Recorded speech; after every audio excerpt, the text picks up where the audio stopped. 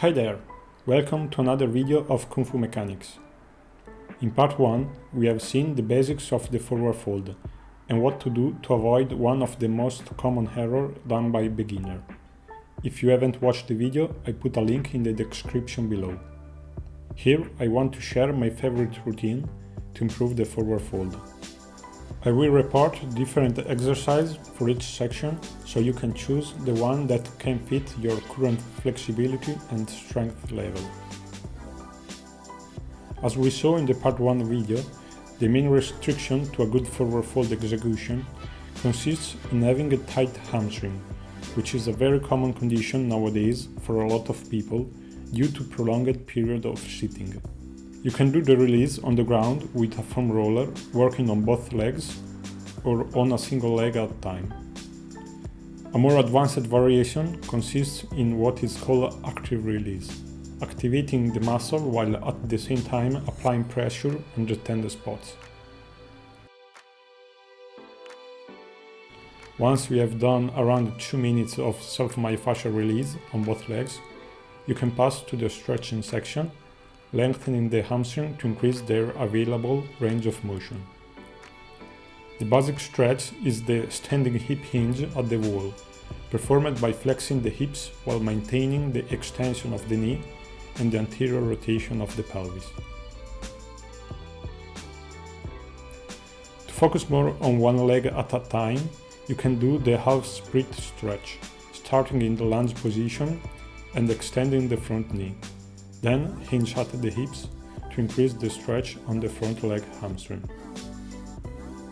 A further progression consists in rotating the front foot inward to concentrate the lengthening on the lateral hamstring, the biceps femoris, or outward to focus more on the medial hamstring, the semitendinosus and the semimembranosus. I've first seen this variation in a video of upright held, to which I put a link in the description below. Now you should have increased the range of motion for the forward fold. However, this is usually only a short-term benefit. To make it lasting, it's very important to use the new movement capacity, performing long-range conditioning exercise for the lengthened muscle, and short-range conditioning for the muscle that actually drive you in the stretch position. This means that for the hamstring we should do strengthening exercise in the maximum lengthened position. In order of difficulty, this may be the good morning, performed by flexing and extending the hips while maintaining a neutral spine. On the last rep, you can work also on the knee motion in the lengthened position by flexing and extending the knee. The one-legged good morning, similar to the first exercise but more difficult due to the higher load on one leg and the additional balance component.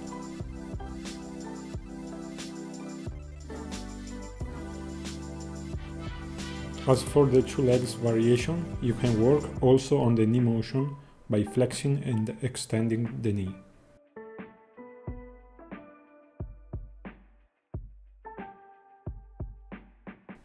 The Cossack squat, which can be performed focusing more on the hip extension component of the hamstring, returning to the upright straddle position, or focusing more on the knee flexion action, shifting from one leg to the other. In both cases, try to use the hamstring muscle of the extended leg to initiate the movement, not relying only on the push of the bent leg.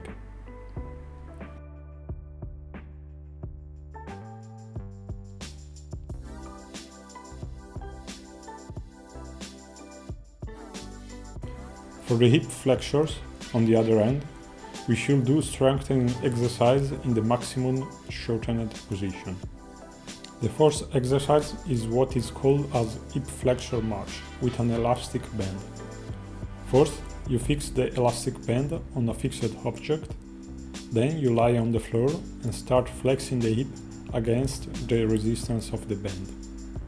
To make it harder, you can place the hands on your chest and straighten the supporting leg.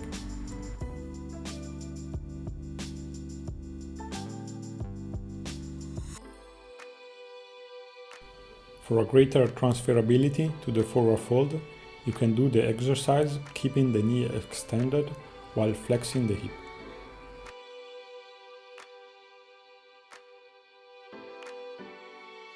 The second exercise is what I call the yoga boat pose raises. You start with the hands on the floor, slightly inclining the torso back, and from there you raise the legs by flexing both the hips.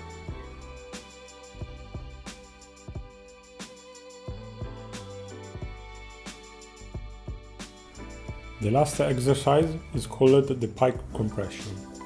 You start in the pike position on the floor, and the aim is to flex the hips while slightly leaning forward, always trying to hold a straight spine.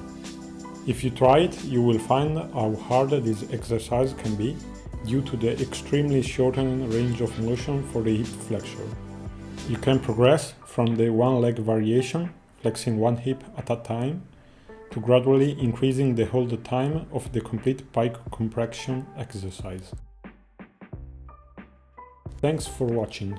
If you liked this video, make sure to subscribe for more.